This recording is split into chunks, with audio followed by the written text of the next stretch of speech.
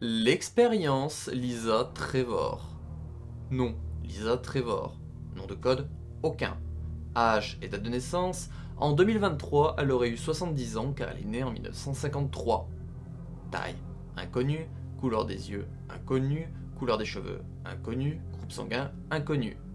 Spécialisation, elle avait de la force, agilité et forte régénération suite aux expériences sur elle par Umbrella entre 1967 et 1995. Son statut est morte le 25 juillet 1998 à 45 ans. Info complémentaire. Elle était née en 1953, fille de George et Jessica Trevor. Lisa savait jouer du piano, notamment la sonate au clair de lune de Beethoven. Elle se rendit le 10 novembre 1967 avec sa mère au manoir Hartley Spencer lors de la fin de sa construction. Elles furent accueillies par Spencer, mais elles furent kidnappées et utilisées en tant que cobaye pour une souche du virus progenitor. Lisa reçut la souche type B. Son corps accepta l'injection, même si au fil des jours, des effets secondaires du virus se produisirent comme de la force, mais son état mental se dégrada, possiblement à cause de son jeune âge, 14 ans. Elle voulut sa maman, mais elle eut une imposteur envoyée par les chercheurs, Jessica étant morte. Lisa eut un comportement violent. Elle tua la femme et arracha son visage. Elle fit pareil au suivant.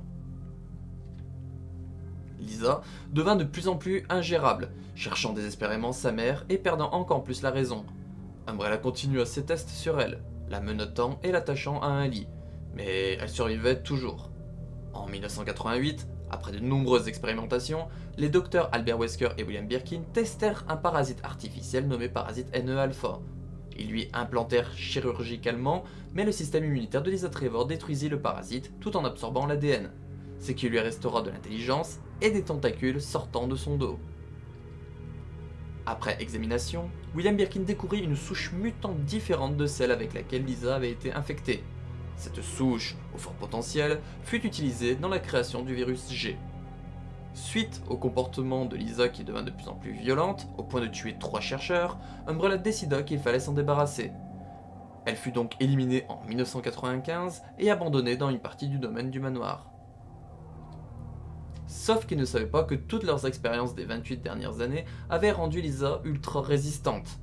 Bien qu'ils attendirent 3 jours et que John Clements déclara lui-même le décès.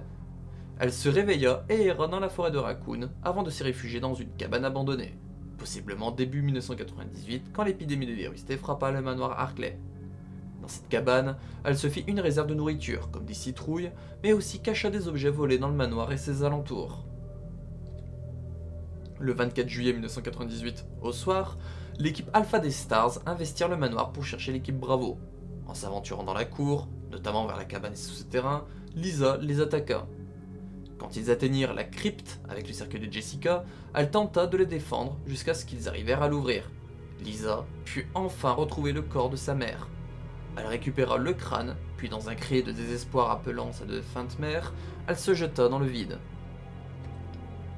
Lisa ressortit du gouffre et explora le manoir et le laboratoire quand elle croisa Albert Wesker tentant de fuir le manoir avant son autodestruction. Elle reconnut qu'il était l'un des chercheurs ayant fait des tests sur elle et l'attaqua. Il réussit à s'en sortir en remontant au manoir, mais ils se croisèrent de nouveau dans le hall. Wesker lui fit tomber le lustre pour la maintenir hors d'état de nuire et le fuit. Lisa mourut dans l'explosion du manoir Hartley à l'aube du 25 juillet 1998.